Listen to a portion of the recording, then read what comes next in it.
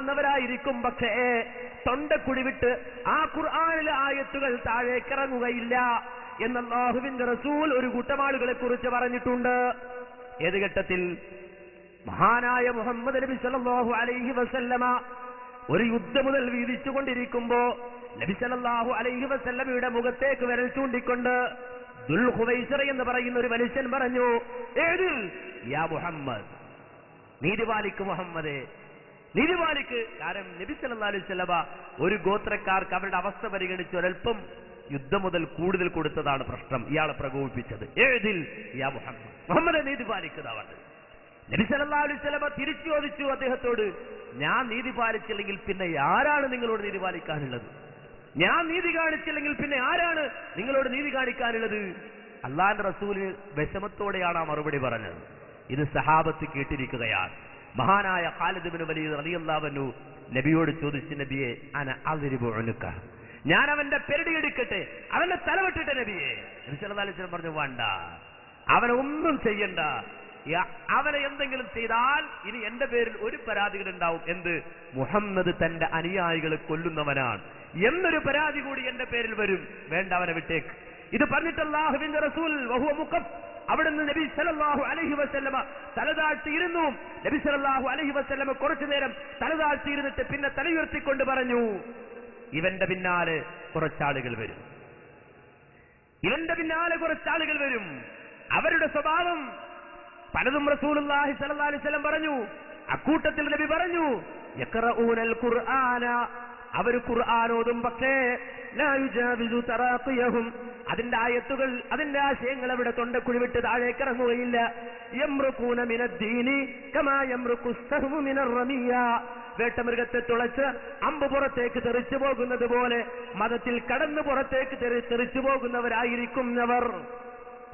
പിന്നൊരു അടയാളം കൂടി അല്ലാഹുവിന്റെ റസൂൽ പറഞ്ഞു, സീമാഹും അത്തഹ്ലീഖ്, അവരുടെ അടയാളം തലമുണ്ടനം ചെയ്യുക എന്നതായിരിക്കും, മുട്ടയടിക്കുന്ന ആളുകളായിരിക്കും എന്ന് പറഞ്ഞു. ഇങ്ങനെ റസൂലുള്ള പലതും പറഞ്ഞു. ഈ ഹദീസ് ഓർത്തിട്ടാണ് മഹാനായ അബ്ദുല്ലാഹ് ഇബ്നു മസ്ഊദ് റളിയല്ലാഹു അൻഹു ഇവരോട് പറയുന്നത്, വൈമുല്ലാഹ്, വൈമുല്ലാഹ്, നിങ്ങളെ കാണുമ്പോൾ എനിക്ക് തോന്നുന്നത്, എനിക്ക് അനുഭവപ്പെടുന്നത് അല്ലാഹുവിന്റെ റസൂൽ എന്ന് പറഞ്ഞ ആളുകൾ അവർ നിങ്ങളാണോ എന്ന് എനിക്ക് തോന്നുകയാണ്, അവരുടെ അടയാളം നിങ്ങളിലുണ്ടോ എന്ന് തോന്നുകയാണ് എന്ന് മഹാനായ അബ്ദുല്ലാഹ് ഇബ്നു മസ്ഊദ് റളിയല്ലാഹു അൻഹു പറയുന്നു. മാ അദ്രി ലഅല്ല അക്സറുഹും മിൻകും, നിങ്ങളിൽ അധികം ആളുകളും അങ്ങനെയാണെന്നാണ് എനിക്ക് തോന്നുന്നത്. ഈ ഹദീസ് റിപ്പോർട്ട് ചെയ്ത റാവി പറയാണ്, സുമ്മ തവല്ലാൻ, എന്നിട്ട് അബ്ദുല്ലാഹ് ഇബ്നു മസ്ഊദ് റളിയല്ലാഹു അൻഹു അവിടെ തിരിച്ചുപോയി. ഫഖാല അംർ ഇബ്നു സലമ, ഹദീസ് റിപ്പോർട്ട് ചെയ്ത അംർ ഇബ്നു സലമ പറയാണ്, റഅയ്ന അമ്മത ഉലൈകൽ ഹിലഖി യുതഈനൂന യൗമൻ നഹ്റുവാനി മഅൽ ഖവാരിജ്, അന്ന് പള്ളിയിൽ ആ ഹൽക്ക നടത്തിയ ആളുകളെ പിന്നെ ഞങ്ങൾ കണ്ടത് നെഹ്റുവാനിൽ ഞങ്ങൾക്കെതിരെ അത് കടാരയും വാളുമായി യുദ്ധം ചെയ്യാൻ നിൽക്കുന്നതായിട്ടാണ്. അന്ന് നടത്തിയ ഹൽക്കക്കാരെ പിന്നെ കാണുന്നത് നെഹ്റുവാനിൽ വെച്ചുകൊണ്ട് മഹാനായ അലി ഇബ്നു അബീ ത്വാലിബ് റളിയല്ലാഹു അൻഹുവിനെതിരെ ഖവാരിജികൾ യുദ്ധത്തിന് വരുമ്പോ അക്കൂട്ടത്തിൽ നിൽക്കുകയാണ് ഈ ഹൽക്കക്കാർ. ആര് സംശയിച്ചതുപോലെ? അബ്ദുല്ലാഹ് ഇബ്നു മസ്ഊദ് റളിയല്ലാഹു അൻഹു സംശയിച്ചതുപോലെ എന്ന് ഈ ഹദീസ് റിപ്പോർട്ട് ചെയ്ത റാവി പറയുകയാണ്. ഒരുപാട് പാഠം നമുക്ക് ഉൾക്കൊള്ളാൻ കഴിയുന്ന ഒരു ഹദീസാണ്. നബി സല്ലല്ലാഹു അലൈഹി വസല്ലമ പഠിപ്പിച്ച ഒരു ദീൻ, ആ ദീനുള്ളപ്പോൾ അത് മാറ്റിയിട്ട് അതിൽ മാറ്റം വരുത്തിക്കൊണ്ട് പുതിയ നടപടികൾ ഉണ്ടാക്കിയിട്ട് അതിൽ നിന്ന് ജനങ്ങളെ തിരിച്ചു കൊണ്ടുപോകുന്ന ഒരു സമ്പ്രദായത്തിന് വളരെ മുമ്പേ തുടക്കം കുറിച്ചു. സഹാബത്ത് കണ്ടു, സഹാബത്ത് എതിർത്തു, ശക്തമായി തന്നെ എതിർത്തു. ഒരിക്കലും അവരത് അനുവദിച്ചു കൊടുക്കുന്നില്ല. മഹാനായ ഉമർ ഖത്താബ് റളിയല്ലാഹു അൻഹു അദ്ദേഹം ഭരണം നടത്തുന്ന കാലഘട്ടത്തിൽ, അദ്ദേഹത്തിന്റെ ഖിലാഫത്ത് കാലഘട്ടത്തിൽ അദ്ദേഹം ആളുകളെ നോക്കുമ്പോ എല്ലാരും കൂടി ഒരു മരത്തിന്റെ ചോട്ടിലേക്ക് പോവുക. മരത്തിന്റെ ചോട്ടിൽ പോയിരിക്കുന്നു. എന്നിട്ട് അവിടെ നമസ്കാരം, അവിടെ നിന്ന് ദിക്റ്, സ്വലാത്ത്. ഉമർ റളിയല്ലാഹു അൻഹു ചോദിച്ചു, എന്താണ് ഈ കാണിക്കുന്നത്? എന്താണ് എല്ലാവർക്കും ആ മരത്തിന്റെ ചോട്ടിൽ കാര്യം? അപ്പൊ ആളുകൾ പറഞ്ഞു, ഉമറെ, ഈ മരം ഏതെന്ന് നിനക്കറിഞ്ഞൂടെ? ഈ മരം എന്ന് പറഞ്ഞാൽ അശ്ശജറ എന്ന് ഖുർആൻ പറഞ്ഞ ആ ഈ മരത്തെ കുറിച്ച് ഖുർആനുണ്ട്. കാരണം ഇവിടെ വെച്ചുകൊണ്ട് ബയ്യത്ത് നടന്നിട്ടുണ്ട്. ആ ബയ്യത്തിന് ഖുർആൻ സൂചിപ്പിച്ചിട്ടുണ്ട്. ആ ഖുർആൻ സൂചിപ്പിച്ചപ്പോൾ അശ്ശജറ എന്ന് പറഞ്ഞ ആ മരമാണ് ഇശ്ശജറ, ഈ മരം എന്ന് ആളുകൾ പറഞ്ഞു. ആളുകൾ പറഞ്ഞപ്പോ ആഹാ, അങ്ങനെയാണോ? എങ്കിൽ ഇവിടെ ഒരു പുതിയ നടപടിക്രമം ഉണ്ടാക്കാം.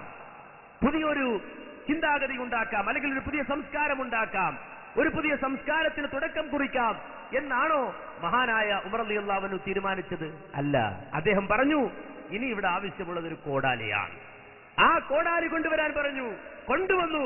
എന്നിട്ട് ആ മരത്തിന്റെ അടിവേര് മുറിച്ചു മാറ്റി. കാര്യം എന്താ? നബി സല്ലല്ലാഹു അലൈഹി വസല്ലം ഉള്ളപ്പോഴും ആ മരം അവിടെയുണ്ട്. ആ മരത്തിന്റെ ചുവട്ടിൽ വെച്ച് ബൈഅത്ത് നടന്നു. അത് സ്വാഭാവികമായി നടന്നതാണ്. അത് നടന്നു എന്നതല്ലാതെ ഒരു നടപടി അവിടെ വേറെ നടന്നിട്ടില്ല. നബി സല്ലല്ലാഹു അലൈഹി വസല്ലമയുടെ കാലഘട്ടത്തിൽ പ്രത്യേകതകൾ എന്തെങ്കിലും കൽപ്പിച്ചുകൊണ്ട് ആ മരത്തിന്റെ ചുറ്റും ആളുകൾ കൂടിയിട്ടില്ല.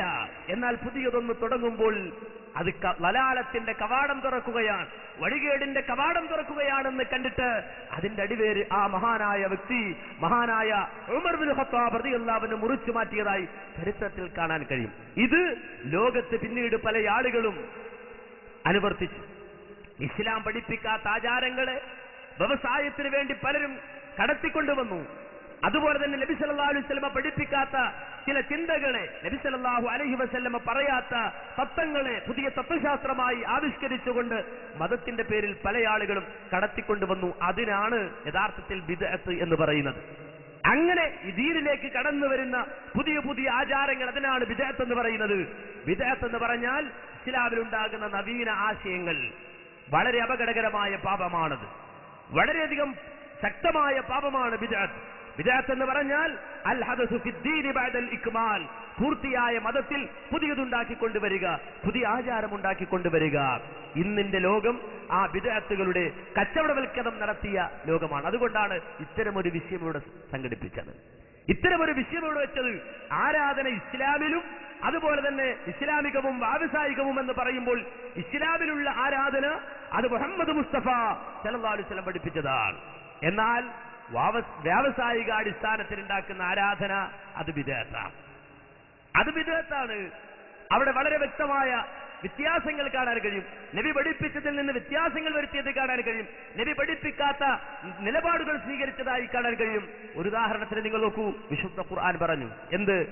ഇന്നല്ലാഹ വമലായികതഹു യുസല്ലൂന അലൻ നബി യാ അയ്യുഹല്ലദീന ആമനൂ സല്ലു അലൈഹി വസല്ലിമൂ തസ്ലീമാ. ഇന്നല്ലാഹ വമലായികതഹു യുസല്ലൂന അലൻ നബി, നിശ്ചയമായും അല്ലാഹു സുബ്ഹാനഹു വ തആല നബി സല്ലല്ലാഹു അലൈഹി വസല്ലമക്ക് നന്മകൾ ചെയ്യുന്നുണ്ട്. മലക്കുകൾ അതിനായി പ്രാർത്ഥിക്കുന്നുണ്ട്. മലക്കുകൾ സ്വലാത്ത് ചൊല്ലുന്നുണ്ട്. ആയതിനാൽ യാ അയ്യുഹല്ലദീന ആമനൂ, ഈമാനുള്ളവരെ, വിശ്വാസികളെ, സല്ലു അലൈഹി വസല്ലിമൂ തസ്ലീമാ, നിങ്ങളും അല്ലാഹുവിന്റെ റസൂലിന്റെ പേരിൽ സലാത്തും സലാമും ചൊല്ലുക എന്ന് പറഞ്ഞു. സഹാബത്തിന് ഒരു കാര്യം മനസ്സിലായി. സലാം നബിക്ക് ചെല്ലാറുണ്ടവർ, റസൂലിലേക്ക് സലാം പറയാറുണ്ട്. പക്ഷെ സ്വലാത്ത് അവർക്ക് അറിഞ്ഞുകൂടാ. അവർ റസൂലുള്ളാഹിന്റെ അടുക്കൽ ചെന്നിട്ട് പറഞ്ഞു, നബിയെ സലാം ഞങ്ങൾക്കറിയാം, പക്ഷെ അള്ളാഹ് സ്വലാത്ത് ചെല്ലാനാണ് പറയുന്നത്. എങ്ങനെയാ സ്വലാത്ത് ചെല്ലേണ്ടത്? അള്ളാഹുവിന്റെ റസൂൽ സ്വലാത്ത് പഠിപ്പിച്ചു കൊടുത്തു. അവർക്ക് സ്വലാത്ത് പഠിപ്പിച്ചു കൊടുത്തു, സ്വലാത്തിന്റെ രൂപം പഠിപ്പിച്ചു കൊടുത്തു. എന്നിട്ട് പറഞ്ഞു നമസ്കാരത്തിൽ നിർബന്ധമായും ചൊല്ലണം. മാത്രമല്ല ഇതൊരാൾ ചൊല്ലിയാൽ അവനെ സംബന്ധിച്ചിടത്തോളം ഒരു സ്വലാത്തിന് 10 ഹസനത്താണ്, 10 നന്മയാണ് അല്ലാഹു സുബ്ഹാനഹു വ തആല ചെയ്തു തരുക. ഇന്ന് പറഞ്ഞു പഠിപ്പിച്ച സ്വലാത്തിന്റെ മഹത്വം ആളുകൾ പഠിച്ചു മനസ്സിലാക്കി. 1400 കൊല്ലമായി മുസ്ലിമീങ്ങൾ സ്വലാത്ത് ചൊല്ലാൻ തുടങ്ങി. നമസ്കാരത്തിൽ നിർബന്ധമായും അല്ലാത്ത ഏത് ഘട്ടത്തിലും, പ്രാർത്ഥനയുടെ തുടക്കത്തിലും ഒടുക്കത്തിലും, ഖുത്ബകളുടെ വേളകളിലും, അങ്ങനെ വിശ്വാസി എപ്പോൾ സ്വലാത്ത് ചൊല്ലാൻ ആഗ്രഹിച്ചോ അപ്പോഴൊക്കെ സ്വലാത്ത് ചൊല്ലി. പക്ഷേ കാലം കുറച്ച് കഴിഞ്ഞപ്പോ ചിലർ ചിന്തിച്ച് ഇത് കൊള്ളാലോടാ, നല്ല മാർക്കറ്റുള്ള സാധനമാണോ സ്വലാത്ത്, അതുകൊണ്ട് ഇതിനെ വ്യവസായവൽക്കരിക്കാം, കച്ചവടവൽക്കരിക്കാമെന്ന് തീരുമാനിച്ചു. അങ്ങനെ വന്നപ്പോ അതിനുവേണ്ടി പ്രത്യേകമായ ചില ചിട്ടവട്ടങ്ങൾ ഉണ്ടാക്കി, സമയമുണ്ടാക്കി. ആളുകൾക്ക് അതിനോട് കൂടുതൽ താല്പര്യമുണ്ടാകുന്ന സമയമേതാണ്, അത് സമൂഹത്തിലേക്ക് ഇറക്കിവിടാൻ പറ്റിയ സമയമേതാണ്, അങ്ങനെ പലതരത്തിലും ചിന്തിച്ച് അവസാനം നമുക്കറിയാം പരിശുദ്ധ റമദാനിലെ 27 രാവ് അതിനു വേണ്ടി തിരഞ്ഞെടുത്തു. പരിശുദ്ധ റമദാനിലെ 27 രാവിന് സലാത്തു ഹൽക്ക എന്നാ പറഞ്ഞു. സലാത്തു ഹൽക്ക, ആ സലാത്ത് ഹൽക്ക സംഘടിപ്പിക്കപ്പെട്ടു. റമദാനിലെ 27 രാവില് മുസ്ലിമീങ്ങളെ സംബന്ധിച്ചിടത്തോളം എന്താ ചെയ്യേണ്ടത്? അള്ളാഹുവിന്റെ റസൂൽ നിർദ്ദേശിച്ചു. ആ സമയത്ത് ആരാധന പഠിപ്പിച്ചു തന്നു.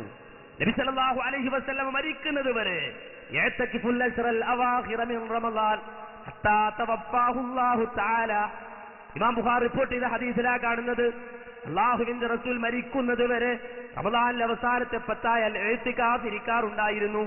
എത്തിക്കാഫ് എന്ന് പറഞ്ഞാൽ എന്താ? വീട്ടിലിരുന്നാൽ എത്തിക്കാഫല്ല, പാടത്തിരുന്നാൽ എത്തിക്കാഫല്ല, പള്ളിയിൽ ഇരിക്കുന്നതിനാണ് എത്തിക്കാഫ് എന്ന് പറയുന്നത്. പള്ളിയിലായാലേ എത്തിക്കാഫ് ആകൂ. അങ്ങനെ നബി സല്ലല്ലാഹു അലൈഹി വസല്ലമ മറ്റ് എല്ലാ പ്രവർത്തനങ്ങളിൽ നിന്നും ഒഴിവായിട്ട് പള്ളിയിൽ അല്ലാഹുവിന്റെ റസൂൽ ചടഞ്ഞുകൂടും, അവിടെ എത്തിക്കാഫിരിക്കും. ഏതുവരെ? ഹത്താ തവഫാഹു അല്ലാഹു തആല, അദ്ദേഹം മരിക്കുന്ന ഘട്ടം വരെ. തുമ്മ തകഫ അസ്വാജുഹു മിൻ ബഅദിഹി, അല്ലാഹുവിന്റെ റസൂൽ മരിച്ചതിനു ശേഷം, വഫാത്തായതിനു ശേഷം അല്ലാഹുവിന്റെ റസൂലിന്റെ ഭാര്യമാരും എത്തിക്കാഫിരുന്നു. ഇമാം ബുഖാരി റിപ്പോർട്ട് ചെയ്യുന്ന ഹദീസാണ്. അള്ളാന്റെ റസൂലിന്റെ ഭാര്യമാർ അഥവാ നമ്മുടെ ഉമ്മമാർ എത്തിക്കാതിരുന്നു എന്ന് പറഞ്ഞാൽ നമുക്ക് ചിലപ്പോൾ അത് പുതിയ അറിവായിരിക്കും. പക്ഷേ ഇമാം ബുഖാരി ധരിക്കുകയാണ് അള്ളാഹുവിന്റെ റസൂലിന്റെ ഭാര്യമാർ എത്തിക്കാതിരുന്നു.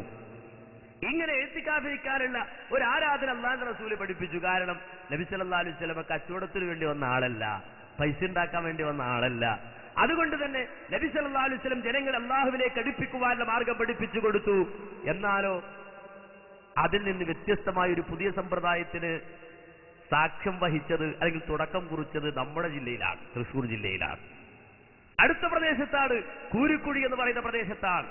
യഥാർത്ഥത്തിൽ പരിശുദ്ധ റമദാൻ, ആ റമദാനിന്റെ പവിത്രമായ രാത്രികളെപ്പോലും കച്ചവടത്തിന് വേണ്ടി ഉപയോഗിച്ചു എന്നാണ്. ഇത് നമ്മൾ പറയുമ്പോൾ ചില ആളുകളെ സംബന്ധിച്ചിടത്തോളം നമ്മൾ മുജാഹിദായിട്ട് പറയാന്ന് വിചാരിക്കും. നമ്മളല്ലാത്തവർ പറയട്ടെ. ഞാൻ ഓർക്കട്ടെ, ഒറ്റക്കാലം ഞാൻ അവസാനിപ്പിക്കുന്നത് കൂലിക്കുഴിത്തങ്ങൾ. നിങ്ങൾ കേട്ടിരിക്കില്ലേ കൂലിക്കുഴിത്തങ്ങൾ? ആരാണ് ഈ കൂലിക്കുഴിത്തങ്ങൾ? ആരാണ് സ്വലാത്ത് നഗർ ഫസ്റ്റ് ആരംഭിച്ച തൃശ്ശൂർ ജില്ലയിൽ? ഈ കൂലിക്കുഴിത്തങ്ങൾ സ്വലാത്ത് ഇങ്ങനെ ആള് കൂടി വന്നു. ഇങ്ങനത്തെ കറാമത്താണ്, ഇമ്മാതിരി കറാമത്ത്. എങ്ങനെ പൊളിഞ്ഞത്? കറാമത്ത് പിടിച്ചു ആൾക്കാർ. എങ്ങനെ കറാമത്ത് പിടിച്ചത്? കൊല്ലത്ത് നിന്ന് ഒരു നാടകശാലയിൽ സ്ഥിരമായി അഭിനയിക്കുന്ന ഒരു ചെറുപ്പക്കാരനെ അഭിനയിക്കാൻ കഴിയും 2000 രൂപ കൊടുത്ത് അംഗവൈകല്യം ബാധിച്ച നിലയിൽ ഇയാൾ സ്വലാത്ത് നഗറിൽ കൊണ്ടുവന്ന് കിട്ടി. ഇയാളെങ്ങനെ കൊക്കിച്ചാടി വരിക? നാടകത്തിൽ അഭിനയിക്കുന്ന ആ വിദഗ്ധന 2000 രൂപ കിട്ടുന്ന കാര്യമല്ലേ? ആൾ അംഗവൈകല്യത്തോടെ മുമ്പിൽ വന്നിരുന്നിട്ട് സ്വലാത്തിൽ കൂടി ദുആക്ക് പങ്കെടുത്തു. അംഗവൈകല്യത്തിന് വേണ്ടി പ്രത്യേക പ്രാർത്ഥന അത്തുവാകാൻ. ഇയാൾ ആ സദസ്സിൽ വന്നിരുന്ന ആൾക്കാർ കണ്ടിരുന്നു. ദുആട് കഴിഞ്ഞപ്പോൾ ഇയാളെ കാലിന് നേരെയായി ആരോഗ്യത്തോട് എണീറ്റ് ഓടാൻ തുടങ്ങിയ സദസ്സിൽ. സുബ്ഹാനല്ലാഹ് സുബ്ഹാനല്ലാഹ്, ഒരു 100 ശുക്ർ. നമ്മളെ സ്വലാത്ത് കൊണ്ട് ഇദ്ദേഹത്തിന്റെ അംഗവൈകല്യം തൽസമയം സുഖപ്പെട്ടിരിക്കുന്നു. ഇത് ആളുകൾ പിടിച്ചു. ഇയാളെ കൈയോട് കൂടി പിടികൂടിക്കൊണ്ട് യാഥാർത്ഥ്യം ജനസമൂഹത്തിൽ ബോധ്യപ്പെട്ടപ്പോൾ ആ മഹലിൽ നിന്ന് പുറത്താക്കി. സ്വലാത്തിന്റെ പേരിലുള്ള ചൂഷണം ഞാൻ ദീർഘിപ്പിക്കുന്നില്ല. കണ്ടോ? സ്വലാത്തിന്റെ പേരിൽ ചൂഷണം. എന്തേ? ആ സ്വലാത്ത് വെച്ചിട്ട് കച്ചവടം നടത്താൻ, സ്വലാത്ത് കച്ചവടവൽക്കരിക്കാൻ, വ്യവസായവൽക്കരിക്കാൻ ആളുകളുണ്ടായി. ഇതാണ് ആരാധന കച്ചവടവൽക്കരിച്ചു എന്ന് പറഞ്ഞാൽ. ആരാധന വ്യവസായവൽക്കരിച്ചു, സ്വലാത്ത് വ്യവസായവൽക്കരിച്ചു. എന്നിട്ട് സ്വലാത്ത് വിറ്റ് കാശാക്കുന്ന അവസ്ഥയുണ്ടായി, അതിനെ കച്ചവടവൽക്കരിക്കുന്ന അവസ്ഥയുണ്ടായി. ഇങ്ങനെ ഇസ്ലാം ദീനിന്റെ ചെറുതും വലുതുമായ നന്മകളെ, ഇബാദത്തുകളെ അത് വികൃതമാക്കുകയും അതുവഴി ഇസ്ലാമിക സമൂഹത്തെ തന്നെ മോശമാക്കി തീർക്കുകയും ചെയ്യുന്ന ഒരവസ്ഥ സമൂഹത്തിൽ ഉണ്ടായിട്ടുണ്ട്. ഇതെല്ലാ വിഷയത്തിലും കാണാം. വളരെ അപകടകരമായ നിലയിൽ ഇത് സമൂഹത്തെ ബാധിച്ചത് കാണാം. വളരെ അപകടകരമായ നിലയിൽ ഇത് സമൂഹത്തെ ബാധിച്ചത് കാണാം. ഏത് രംഗത്ത് നിങ്ങൾ നോക്കിക്കോളൂ. ഇസ്ലാം പഠിപ്പിച്ച മറ്റൊരു ഇബാദത്ത്, ഒരു മനുഷ്യനെ സംബന്ധിച്ചിടത്തോളം അവനെ സംസ്കരിക്കുന്ന ഇബാദത്ത്, അവനെ നന്നാക്കി തീർക്കുന്ന ഇബാദത്ത്, അതാണ് ഒരു ഖബറിന്റെ സമീപത്ത് പോയി നിൽക്കുക എന്നത്. ഏതൊരാളുടെയും ഖബറിന്റെ സമീപത്ത് പോയി നിൽക്കാമെന്നാണ്. എന്തിനു വേണ്ടിയാണ്? മരണത്തെക്കുറിച്ച് ഓർക്കാൻ വേണ്ടി, മരണത്തെക്കുറിച്ച് സ്മരിക്കാൻ വേണ്ടി ഏതൊരു മനുഷ്യന്റെയും ഖബറിന്റെ സമീപത്ത് പോയി നിൽക്കാമെന്നാണ്. അല്ലാഹുവിന്റെ റസൂൽ ഇസ്ലാമിന്റെ ആരംഭ കാലഘട്ടത്തിൽ ഖബർ സിയാറത്ത് വിരോധിച്ചു. ഖബർ സിയാറത്തിന് അല്ലാഹുവിന്റെ റസൂൽ ഇസ്ലാമിന്റെ തുടക്കത്തിൽ വിരോധിച്ചു. കാര്യമെന്താ? ഇസ്ലാമിൽ ആളുകൾ ആകൃഷ്ടരായി വരുന്നതേയുള്ളൂ. ജാഹിലിയ്യത്തിൽ നിന്ന് ഇസ്ലാമിലേക്ക് കടന്നു വരുന്നതേയുള്ളൂ. അവർ പരിചയപ്പെട്ട ജാഹിലിയ്യത്ത്, ആ ജാഹിലിയ്യത്തിൽ ഖബർ പൂജയുണ്ട്. അല്ലാഹു അല്ലാത്തവരെ ആരാധിക്കുന്നുണ്ട്. മരിച്ചു മൺമറഞ്ഞു പോയവരെ പൂജിക്കുക എന്ന നിലപാട് സ്വീകരിച്ചിട്ടുണ്ടവർ. അവരുടെ മനസ്സ് പരിപൂർണമായും തൗഹീദിലേക്ക് പാകപ്പെടുന്നത് വരെ, ഇസ്ലാമിന്റെ തനതായ ആദർശം അവർ പഠിക്കുന്നത് വരെ ഇസ്ലാമിൽ ആദ്യ കാലഘട്ടത്തിൽ ഖബർ സിയാറത്ത് വിരോധിച്ചു. എന്നിട്ടൊരിക്കൽ അല്ലാഹുവിന്റെ റസൂൽ തന്റെ ഉമ്മയുടെ ഖബറിന്റെ സമീപത്ത് പോയി. തന്റെ ഉമ്മയുടെ ഖബർ സിയാറത്ത് ചെയ്തുകൊണ്ടിരുന്നപ്പോൾ തന്റെ ഉമ്മയുടെ ഓർമ്മകൾ തന്റെ മനസ്സിലേക്ക് കടന്നു വന്നപ്പോൾ ബക്കാ റസൂലുള്ളാഹി സ്വല്ലല്ലാഹു അലൈഹി വസല്ലമ വബക്കാ ഹൗലഹു, അല്ലാഹുവിന്റെ റസൂൽ പൊട്ടിക്കരഞ്ഞുപോയി. റസൂലുള്ളാഹിയുടെ ഒപ്പമുണ്ടായിരുന്ന ആളുകളും പൊട്ടിക്കരഞ്ഞു.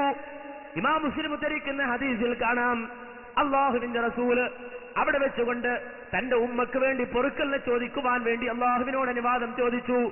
പക്ഷേ ഫലം എഴുതല്ലി, എനിക്ക് അനുവാദം കിട്ടിയില്ല എന്ന് അല്ലാഹുവിന്റെ റസൂല് പറഞ്ഞു. എന്നിട്ട് നബി സല്ലല്ലാഹു അലൈഹി വസല്ലമ പറയുകയാണ്, ഞാൻ എന്റെ റബ്ബിനോട് ഈ ഖബർ സിയാറത്ത് ചെയ്യാനുള്ള അനുവാദം ചോദിച്ചപ്പോൾ അതിനെനിക്ക് അനുവാദം കിട്ടുകയുണ്ടായതുകൊണ്ട് നിങ്ങൾ ഖബർ സിയാറത്ത് ചെയ്യണേ, നിങ്ങൾ ഖബർ സിയാറത്ത് ചെയ്യണേ. തുദക്കിറുക്കുമുൽ ആഖിറ, നിങ്ങൾക്ക് പരലോകത്തെക്കുറിച്ച് ഓർമ്മ വരും, പരലോകത്തെക്കുറിച്ച് നിങ്ങൾക്ക് ചിന്ത വരും. മാത്രമല്ല നിങ്ങൾക്ക് മരണത്തെക്കുറിച്ച് ഓർമ്മ വരും. അല്ലാഹുവേ, നാളെ ഞാനും വന്നു കിടക്കാനുള്ള കേന്ദ്രമാണല്ലോ എന്ന ബോധമുണ്ടാകും. എത്ര വലിയ സുഖീയനാണെങ്കിലും എത്ര വലിയ സുഖവാനാണെങ്കിലും അവസാനം ഞാൻ വന്നു കിടക്കേണ്ട കേന്ദ്രം ഇതാണല്ലോ. ഈ ആറടി മണ്ണിന്റെ ചുവട്ടിൽ ഞാൻ വന്നു കിടക്കണമല്ലോ. എന്നോടൊപ്പം ആരുമില്ലല്ലോ റബ്ബേ. എന്റെ ശരീരം ദ്രവിച്ചു പോകുന്ന ലോകമാണല്ലോ ഇത്. ഞാൻ ഒറ്റയ്ക്ക് കഴിച്ചുകൂട്ടുന്ന ലോകമാണല്ലോ ഇത്.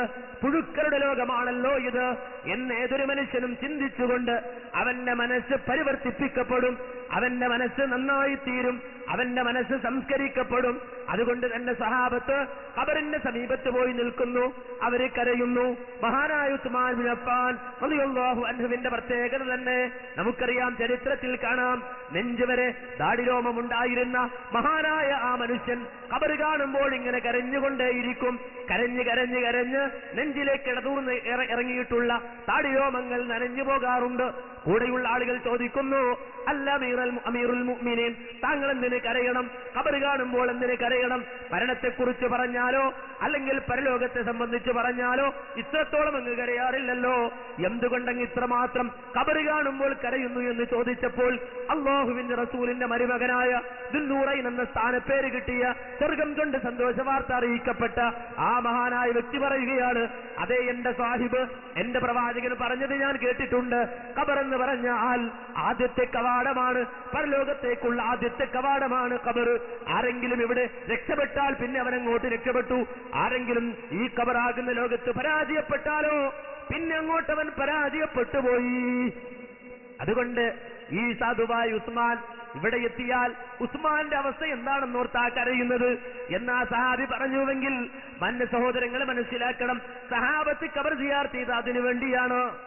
ആരുടെ ഖബറിന്റെ സമീപത്ത് പോയി നിന്നുകൊണ്ട് മരണത്തെക്കുറിച്ച് അവർ ഓർത്തിട്ടുണ്ട്.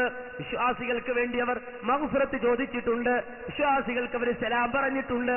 അതെല്ലാം റസൂലുള്ളാഹി സ്വല്ലല്ലാഹു അലൈഹി വസല്ലമ പഠിപ്പിച്ചിട്ടുണ്ട്. എന്നാലോ ആ ഖബർ സിയാറത്തിനെ കച്ചവടവൽക്കരിച്ചു. ഖബർ സിയാറത്തിനെ കച്ചവടവൽക്കരിച്ചു. അത് കച്ചവടവൽക്കരിച്ചപ്പോഴോ അത് വ്യവസായവൽക്കരിച്ചപ്പോഴോ ഖബറിൽ കിടക്കാൻ ഒരാൾ വേണമല്ലോ, വെറുതെ ഖബറുണ്ടാവൂലല്ലോ. ഖബറിൽ കിടക്കാൻ ഒരാൾ വേണം. ആ ഖബറിൽ കിടക്കാനുള്ള ആളെ സെലക്ട് ചെയ്യലായി, പിന്നെ ആളുണ്ടാക്കലായി. കാരണം മോശക്കാരാകാൻ പാടില്ല, ഔലിയാക്കളാകണം എന്നാണ്. അവിടെ ഔലിയാക്കളെ സെലക്ട് ചെയ്തപ്പോഴോ അവിടെയും കച്ചവട താല്പര്യമുണ്ടായി. ഇസ്ലാം പഠിപ്പിച്ച ഔലിയ, ഇസ്ലാമിലുള്ള ഔലിയ, അത് കൃത്യമാണ്, കണിശമാണ്. ഖുർആൻ അത് പറഞ്ഞു, അലാ ഇന്ന ഔലിയാ അല്ലാഹി ലാ ഖൗഫുൻ അലൈഹിം വലാ ഹും യഹ്സനൂൻ. അറിയണം, നിങ്ങൾ മനസ്സിലാക്കണം. ഇന്ന ഔലിയ അല്ലാഹ്, നിശ്ചയമായും അല്ലാഹുവിന്റെ ഔലിയാക്കൾ എന്ന് പറഞ്ഞാൽ ലാ ഖൗഫുൻ അലൈഹിം വലാ ഹും യഹ്സനൂൻ, അവർക്ക് ഭയമില്ല, അവർക്ക് ക്ലേശമില്ല, അവർക്ക് സങ്കടങ്ങളില്ല, ദുഃഖങ്ങളില്ല, അവർ സന്തോഷത്തിലാണ്. അവർ ക്ലേശിക്കുന്നവരല്ല, ദുഃഖിക്കുന്നവരല്ല. ആരാണവർ? അല്ലദീന ആമനൂ വകാനൂ യത്തഖൂൻ, ഈമാൻ ഉറപ്പിച്ചവരാണ്, വിശ്വാസമുറപ്പിച്ചവരാണ്. വകാനൂ യത്തഖൂൻ, വിശ്വാസം മാത്രമല്ല, ബിഅദാഇ ഫറാഇലിഹി വജ്തിനാബി മആസി, അല്ലാഹു നിർബന്ധമായി കൽപ്പിച്ച കാര്യങ്ങളെ പാലിച്ചുകൊണ്ടും അല്ലാഹു വിരോധിച്ച കാര്യങ്ങളിൽ നിന്ന് പൂർണ്ണമായി വിട്ടുനിന്നുകൊണ്ടും അല്ലാഹുവിനെ സൂക്ഷിക്കുന്നവരാണ്, അല്ലാഹുവിൽ ഭക്തിയുള്ളവരാണ്, അല്ലാഹുവിനെ തഖ്വ ചെയ്തുകൊണ്ട് ജീവിക്കുന്നവരാണ് ഔലിയാ ഉല്ലാഹ്, അല്ലാഹുവിന്റെ മിത്രങ്ങൾ. ഇത് അല്ലാഹു പഠിപ്പിച്ചതാണ്. എന്നാൽ കച്ചവടത്തിന് വേണ്ടി ഇറങ്ങിയപ്പോ എന്തുമാകാനായി. കച്ചവടക്കാർ ഈ ഫീൽഡിൽ ഇറങ്ങിയപ്പോഴോ എന്തുമാകെ ഏത് ഡ്യൂപ്ലിക്കേറ്റും വെക്കുക, എന്നിട്ട് സ്റ്റിക്കർ ഒട്ടിക്കുക, എന്നിട്ട് വിൽക്കുക. ഔലി ആയാൽ തന്നെ കബർ കെട്ടിപ്പോക്കാൻ പറ്റുമോ? ഇല്ല. ഇനി ഔലി അല്ലെങ്കിലോ? ഔലിയ തന്നെയല്ല, മുസ്ലിം തന്നെ അല്ലാത്ത ആളുകള്, മുസ്ലിം അല്ലാത്ത ആളുകളെ പോലും വലിയായി അവരോധിച്ചു. വളരെ ഗൗരവമാണ്, നിങ്ങൾ മനസ്സിലാക്കണം. വെറുതെ ഒരു ആരോപണം പറഞ്ഞു പോവുകയല്ല, ആക്ഷേപം പറഞ്ഞു പോവുകയല്ല. ഒരു ഉദാഹരണം കുറച്ചുകൂടി, നമ്മുടെ ജില്ല വിട്ട് അടുത്ത ജില്ല കഴിഞ്ഞാൽ ആലപ്പുഴ ജില്ലയുടെ തെക്കേ അറ്റത്ത് ഒരാൾ ഈ അടുത്ത സമയത്ത് മരിച്ചു. അയാളുടെ പേര് എന്തെന്ന് ആർക്കും അറിഞ്ഞുകൂടാണ്. ദാമോദരൻ എന്നാണ് ചിലര് പറയുന്നത്, വേറെ ചിലര് വേറൊരു പേരാ പറയുന്നത്, റാവുത്തറോ മറ്റോ അങ്ങനൊരു പേരാ പറയുന്നത്. അങ്ങനെ ഒരാൾ മരിച്ചു. അയാളെ സംബന്ധിച്ചിടത്തോളം അദ്ദേഹം മുസ്ലിം അല്ല എന്ന് മഅറൂഫായ മഷ്ഹൂറായ പ്രസിദ്ധമായ കാര്യമാണ്. ഇത് വളരെ വ്യക്തമായി ബോധ്യപ്പെട്ടു. പക്ഷേ അദ്ദേഹം മരിച്ചപ്പോൾ ചില ആളുകൾ കാത്തിരുന്നു. എന്നിട്ട് അദ്ദേഹത്തെ പള്ളിയിൽ കൊണ്ടുപോയി കബറടക്കി. ആ പള്ളിയിൽ കബറടക്കി എന്ന് മാത്രമല്ല, പള്ളിയുടെ മുന്നിൽ കബറടക്കി എന്ന് മാത്രമല്ല, ആ കബറ് കെട്ടിപ്പൊക്കി അവിടെ പട്ടിട്ടു, കബറിന്റെ മുകളിൽ പട്ടിട്ടു. അപ്പോ സ്വാഭാവികമായും സ്ഥലത്തുകൾ ചോദിച്ചു, അല്ലടോ അയാൾ ആരാണ്? ആ മനുഷ്യൻ വലിയാണെന്നത് പോട്ടെ, മുസ്ലിമാണോ അദ്ദേഹം? അത് പരിശോധിച്ചോ? ആ സന്ദർഭത്തിൽ മറുപടി വന്നു, മുസ്ലിമാണ്, രേഖയടക്കമാണ്, തെളിവടക്കമാണ്. തെക്കൻ ജില്ലയിൽ ഓച്ചിറ എന്ന് പറയുന്ന പ്രദേശത്ത് മറവ് ചെയ്യപ്പെട്ട ഒരു വ്യക്തിയുണ്ട്. ആ നാട്ടുകാർ അദ്ദേഹത്തെ ഓച്ചിറ ഉപ്പാപ്പ എന്നാണ് പറയാറുള്ളത്. അദ്ദേഹത്തെ സംബന്ധിച്ച് ഒരു മൗലവി ഒരു ചിത്രം കാണിച്ചു പ്രസംഗിച്ചപ്പോൾ ആ ചിത്രം തമിഴ്നാട്ടിൽ പോയി ഞാൻ ഉണ്ടാക്കിക്കൊണ്ടുവന്നതാണ് എന്ന് പറഞ്ഞതും മറ്റും ഞാൻ കുണ്ടോട്ടി സീഡിയിൽ കേൾപ്പിച്ചിട്ടുണ്ട്. ഇനി നിങ്ങൾക്ക് കേൾക്കണോ? ഒരു ചങ്ങാതി എന്താണ് പഠിത്തവരെ, എന്താണ് കുപ്പസ്വാമി എന്നൊരു സ്വാമി ഉണ്ടായിരുന്നു. അയാൾക്ക് മക്ബറുണ്ടാക്കി ഉദ്ഘാടനം ചെയ്യാൻ കാന്തപുരം പോയി കളഞ്ഞു പോകുന്നു. എന്നിട്ട് മൂപ്പര് ഒരു ഫോട്ടോ കൊണ്ടുവന്ന് കാണിക്കുന്നു. എന്താണ് കാന്തപുരസ്ഥാനിൽ ഒരു കറാമത്ത് എന്നറിയോ? അള്ളാഹു ദീർഘായുസും ആഫിയത്തും ഹിമ്മത്തും ഏറ്റിക്കൊടുക്കണം. ചങ്ങാതിയോട് തന്നെ പറഞ്ഞുപോയി, ഇത് ഞാൻ തമിഴ്നാട്ടിൽ പോയിട്ട് ഉണ്ടാക്കിക്കൊണ്ടുവന്നതാണ്. അവന്ന് വെച്ചാവണേ കണ്ടോ? ഞാനിത് വളരെ കഷ്ടപ്പെട്ട് തമിഴ്നാട്ടിൽ പോയി ബന്ധപ്പെട്ടിട്ട് ഉണ്ടാക്കിക്കൊണ്ടുവന്ന പടമായിരുന്നു. തമിഴ്നാട്ടിൽ പോയിട്ട് ഉണ്ടാക്കിക്കൊണ്ടുവന്ന പടാണ് കേട്ടോ. നിങ്ങളൊന്ന് ആലോചിച്ചു. എന്നിട്ട് മൗലവി നാദാപുരത്തെ വെച്ച് പറയുന്നത്, ഒരു സ്വാമി, ആ സ്വാമിയായ അമുസ്ലിമിന്റെ ജാറം ഉണ്ടാക്കിയിട്ട് കാന്തപുരം സ്വാമിയുടെ ജാറം ഉദ്ഘാടനത്തിന് പോയി എന്ന് നാദാപുരത്ത് വെച്ച് മൗലവി പ്രസംഗിച്ചു. ഒരു മുസ്ലിമിനെ അവിശ്വാസിയായി പ്രഖ്യാപിച്ചാൽ ആ അവിശ്വാസിയായി വിളിച്ചവൻ, വിളിക്കപ്പെട്ട വ്യക്തി അവിശ്വാസി അല്ലെങ്കിൽ ആ അവിശ്വാസവുമായി മടങ്ങുമെന്ന് നബി സല്ലല്ലാഹു അലൈഹി വസല്ലം തങ്ങൾ പഠിപ്പിച്ച ആശയത്തെ സംബന്ധിച്ച് ഒരൽപ്പവും ചിന്തിച്ചില്ല. ഒരു മുസ്ലിമായ മനുഷ്യനെ ഒരു അമുസ്ലിമാണ്, സ്വാമിയാണ് എന്ന് പ്രഖ്യാപിച്ചാൽ അദ്ദേഹത്തിന്റെ വിധി എന്താണ്? വാസ്തവത്തിൽ ഓച്ചിറ ഉപ്പാപ്പ എന്ന പേരിൽ അവിടെയുള്ള ജനങ്ങൾ ഒരു മജ്ദൂബായ വ്യക്തിയാണെന്ന നിലക്ക് ആ നാട്ടുകാർ ആദരിച്ചുകൊണ്ടിരിക്കുന്ന അവിടെ മഖ്ബറയിൽ മറവ് ചെയ്യപ്പെട്ട വ്യക്തി, അദ്ദേഹത്തിന്റെ ചരിത്രം ലഭ്യമാണ്. അദ്ദേഹം, ഞാൻ ചരിത്ര പുസ്തകത്തിൽ നിന്ന് തന്നെ വായിച്ചു കേൾപ്പിക്കാം. തമിഴ്നാട് സംസ്ഥാനത്തിലെ തിരുനെൽവേലി ജില്ലയിൽ കടയനെല്ലൂർ പട്ടണത്തിന്റെ ഹൃദയഭാഗത്ത് സ്ഥിതി ചെയ്യുന്ന വലിയ ജുമാഅത്ത് പള്ളിയുടെ പരിസരത്തുള്ള രാവുത്തർ കുടുംബത്തിലെ വാവാ മൈദീൻ രാവുത്തരുടെ മകൻ അബ്ദുറഹ്മാൻ രാവുത്തരുടെയും എരസലി കുടുംബത്തിലെ മീരയുടെയും ആദ്യ സന്താനമായി ക്രിസ്താബ്ദം 1894 ജനിച്ചു. പിതാവ് പ്രസിദ്ധനായ ഒരു വസ്ത്രവ്യാപാരിയും ആബിദും പണ്ഡിതന്മാരെ ആദരിക്കുന്ന സ്വഭാവക്കാരനും ആയിരുന്നു. തറവാട് നാമം ആൺമക്കളുടെ പേരിനോടൊപ്പം ചേർക്കുന്ന പതിവ് അവരെ ഉള്ളതിനാൽ കുഞ്ഞിനെ മുഹമ്മദ് മസ്ഊദ് റാവുത്തർ എന്ന് പിതാവ് പേര് വിളിച്ചു. ഈ വ്യക്തിയാണ് വാസ്തവത്തിൽ ഓച്ചിറ ഉപ്പാപ്പ എന്ന പേരിൽ അറിയപ്പെടുന്ന ആള്.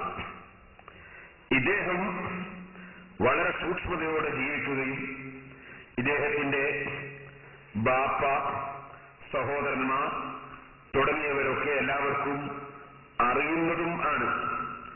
ഇതിന്റെ 13ാമത്തെ പേജിൽ അദ്ദേഹത്തിന്റെ സഹോദരന്മാരുടെ പേര് കാണാം. അബ്ദുൽ ഖാദർ റാവുത്തർ, ഷെയ്ഖ് ഫരീദ് റാവുത്തർ, മുഹീദ്ദീൻ പിച്ച റാവുത്തർ, ഷെയ്ഖ് ഉസ്മാൻ റാവുത്തർ എന്നിവർ സഹോദരന്മാരും അതുപോലെ നാഗൂരമ്മാൾ, സയ്യിദമ്മാൾ, അലീമ ബീവി, ആമിന ബീവി, മീര ബീവി എന്നിവർ സഹോദരിമാരും. തമിഴ്നാട്ടിലെ ആളുകൾ ഇട്ട അവരുടെ ഈ പറഞ്ഞ വ്യക്തിയുടെ സഹോദരിമാരുടെ പേരുകളും സഹോദരന്മാരുടെ പേരുകളുമാണ്. ഇദ്ദേഹത്തിന്റെ കല്യാണം നടന്നത് ഈ പുസ്തകത്തിൽ തന്നെ വിവാഹം. മുഹമ്മദ് മസ്ഊദ് റാവുത്തർക്ക് 34 വയസ്സ് കഴിഞ്ഞു. ഒരു ദിവസം മാതാവ് മകനെ വിളിച്ചു പറഞ്ഞു, വീട്ടിലുണ്ടായിരുന്ന പെൺകുട്ടികളെ നാം വിവാഹം കഴിച്ചവരുടെ ഭർത്തൃഗൃഹത്തിലേക്ക് അയച്ചു. ഇനി എന്നെ സഹായിക്കാനും സംരക്ഷിക്കാനും ആരെങ്കിലും വേണ്ടേ? കാര്യത്തിന്റെ ഗൗരവം മനസ്സിലാക്കിയ മകൻ ഉമ്മയോട് പറഞ്ഞു, നിങ്ങൾ വിഷമിക്കേണ്ടതില്ല, അനുയോജ്യയായ ഒരു പെൺകുട്ടിയെ നിങ്ങൾ തന്നെ നോക്കുന്നതാണ് നല്ലത്, ഞാനതിൽ തൃപ്തനായിരിക്കും. അങ്ങനെ കടയനല്ലൂർ പട്ടണത്തിലെ അച്ചിപ്പുള്ള വീട്ടിൽ സുമതിയും സുശീലയും സുന്ദരിയുമായ 18 വയസ്സുള്ള മുഹമ്മദ് ബീവിയെ ക്രിസ്താബ്ദം 1929 35 വയസ്സുള്ള മഹാനവറുകൾ വിവാഹം ചെയ്തു. അങ്ങനെ അദ്ദേഹത്തിന്റെ ഭാര്യയുടെ പേരും കല്യാണം കഴിഞ്ഞ ഡേറ്റും സഹോദരിമാരുടെ പേരും ബാപ്പമ്മയുടെ പേരും കുടുംബങ്ങളുടെ പേരും എല്ലാം വ്യക്തമായി രേഖയുള്ള ഒരു മുസ്ലിം. ആ മുസ്ലിം അദ്ദേഹത്തെ സംബന്ധിച്ച് പരിചയമുള്ള അദ്ദേഹവുമായി ബന്ധപ്പെട്ട ആളുകൾ അദ്ദേഹം കുറെ കാലം ആബിദും ഇബാദത്തിലും മറ്റുമായി ജീവിച്ചതിന് ശേഷം അദ്ദേഹം പിന്നീട് കച്ചവടങ്ങളൊക്കെ വിട്ട് അദ്ദേഹം ഭൗതിക ജീവിതം കൈയൊഴിച്ച് ഇറങ്ങിപ്പുറപ്പെട്ട് അങ്ങനെ അദ്ദേഹം പിന്നീട് ഒരു മജ്ദൂബിന്റെ ശൈലിയിൽ ജീവിക്കുന്നത് കണ്ടപ്പോൾ അദ്ദേഹത്തെ പരിചയമുള്ളവർ ഒരു മജ്ദൂബായി മനസ്സിലാക്കി. ആ മജ്ദൂബായ വ്യക്തിയാണ് ഓച്ചിറ പാപ്പ എന്ന പേരിൽ അറിയപ്പെടുന്നത്. അദ്ദേഹം ജീവിച്ച നാട്ടുകാരാണ് അദ്ദേഹത്തിന് മഖ്ബർ ഉണ്ടാക്കിയത്. അദ്ദേഹം ജീവിച്ച നാട്ടുകാരാണ് അദ്ദേഹത്തിന്റെ മഖ്ബർ ഉദ്ഘാടനത്തിന് വേണ്ടി കാന്തപുരം ഉസ്താദിനെ ക്ഷണിച്ചത്. അദ്ദേഹം ഒരു സ്വാമിയാണെങ്കിൽ അവിടുത്തെ മുസ്ലിമീങ്ങളൊക്കെ കൂടി അദ്ദേഹത്തിന്റെ മഖ്ബർ ഉണ്ടാക്കിയിട്ട് ആലിമീങ്ങളെ ക്ഷണിക്കുകയാണോ ചെയ്യാൻ? എന്നിട്ട് അദ്ദേഹം കുപ്പസ്വാമി എന്ന് പറഞ്ഞ ഒരു അമുസ്ലിം സഹോദരനാണ് എന്ന് യാതൊരു മടിയും ഇല്ലാതെ ഈ മൗലവി നാദാപുരത്ത് വന്ന് പ്രസംഗിച്ചു. കണ്ടോ? അപ്പോ ഈ പറയുന്ന ഓച്ചിറ ഉപ്പുപ്പ എന്ന് പറയുന്ന ആള്, അയാളുടെ വാപ്പാടെ പേര്, ഉമ്മാടെ പേര്, സഹോദരങ്ങളുടെ പേര്, ഭാര്യയുടെ പേര്, ഭാര്യയുടെ തറവാട്, ജനിച്ച നാട്, വളർന്ന രൂപം, ആബിദായിരുന്നു, മുത്തഖിയായിരുന്നു, കച്ചവടം ഉപേക്ഷിച്ചു, നാട് വിട്ടു, മജ്ദൂബിനെ പോലെയായി, എല്ലാം കൃത്യമായി ഒരു കണ്ടം പേപ്പർ സ്ക്രീനിൽ കാണിച്ചു വായിച്ചു കേൾപ്പിച്ചു. നിങ്ങൾ മനസ്സിലാക്കണം, എങ്ങനെയാണ് ഇവർക്ക് ഇതിന് കഴിയുന്നത്? എങ്ങനെയാണ് ഇവർക്ക് ഇതിന് സാധിക്കുന്നത്? ഒരു മനുഷ്യൻ മരിച്ചു, ആ മനുഷ്യന്റെ ഖബറ് ഒരുക്കപ്പെട്ടു, ആ ഖബറിൽ അദ്ദേഹത്തെ മറമാടി, ആ ഖബറ് കെട്ടിപ്പൊക്കി, അവിടെ പച്ചപ്പെട്ടിട്ട് അവിടെ ജനങ്ങളെ വിളിച്ചുകൊണ്ടുവന്ന്, അങ്ങനെ വന്നപ്പോൾ ആ ഖബറിൽ കിടക്കുന്ന ആൾ ആരാ? മുസ്ലിമാണോ എന്ന് ചോദിച്ചു. ഇസ്ലാമുണ്ടോ എന്ന് ചോദിച്ചു. ഉണ്ട്. വാപ്പയുടെ പേരിതാണ്, ഉമ്മയുടെ പേരിതാണ്. ഇത് മുഴുവനും വിശദീകരിച്ചു കൊടുക്കുകയാണ്. മാന്യ സഹോദരങ്ങളെ, നിഷ്പക്ഷമായി നിങ്ങളൊന്ന് അന്വേഷിക്കൂ. ശരിയാണോ ഈ പറഞ്ഞത്? ഈ കാണിച്ചത് ആണോ? എങ്കിൽ ഇയാളെ നേർക്കുനേരെ യഥാർത്ഥത്തിൽ ആരാണ് ഇയാൾ എന്ന് വ്യക്തമായി നമുക്കൊന്ന് പരിചയപ്പെടാം. ആരാണ് ഇയാൾ? മാറിയുന്ന ഉപ്പുപ്പയായി മാറി. അങ്ങനെ ഇദ്ദേഹം ഇരുന്നു കുറച്ചു കാലം. അങ്ങനെ ഇരുന്നു. കുറച്ചു കഴിഞ്ഞപ്പോൾ ഇയാൾ മരിച്ചു കഴിഞ്ഞപ്പോഴോ മരണം വിവാദമായി, പ്രശ്നമായി. ഹിന്ദുക്കൾ കുപ്പസ്വാമിയായി ജയിച്ചു എങ്കിൽ ശരി, അദ്ദേഹത്തെ കൊണ്ടുപോകാം. അദ്ദേഹം മുസ്ലിം ആണെങ്കിൽ കൊണ്ടുപോകാം. എവിടെ കൊണ്ടുപോകണം? മുസ്ലിങ്ങളെ കബറടക്കുന്നിടത്ത് അല്ലേ? ആ നാട്ടിൽ മുസ്ലിമീങ്ങളില്ലേ? ഉണ്ട്. അവർക്ക് ഖബർസ്ഥാനില്ലേ? ഉണ്ട്. ആ ഖബർസ്ഥാനുകൾക്കിടയിൽ അദ്ദേഹം ആ നാട്ടിലുള്ള പണ്ഡിതന്മാരും ആ നാട്ടിലുള്ള വിവരമുള്ളവരും ആ നാട്ടിലെ സാദാത്തുക്കളും ആ നാട്ടിലുള്ള ഉമറാക്കളും നാട്ടിലുള്ള ഉലമാക്കളും അടക്കമുള്ള വിശ്വാസികൾ കബറടക്കം ചെയ്യപ്പെടുന്നിടത്തല്ലേ ഈ മഹാനെ കൊണ്ടുപോയി കബറടക്കേണ്ടിയിരുന്നത്? ഇല്ല. കാരണം എന്താ? അതൊരൽപ്പം ഉള്ളിലാണ്, ഹൈവേയുടെ ഓരത്തല്ല. അതുകൊണ്ട് ഉദ്ദേശിച്ചത് അവിടെ നടക്കൂല. അപ്പൊ പിന്നെന്താ? ഓച്ചിറ അമ്പലത്തിന്റെ സമീപത്ത് തെക്ക് ഭാഗത്തായിക്കൊണ്ട് അവിടെ ഒരു നമസ്കാര പള്ളി ഉണ്ട്.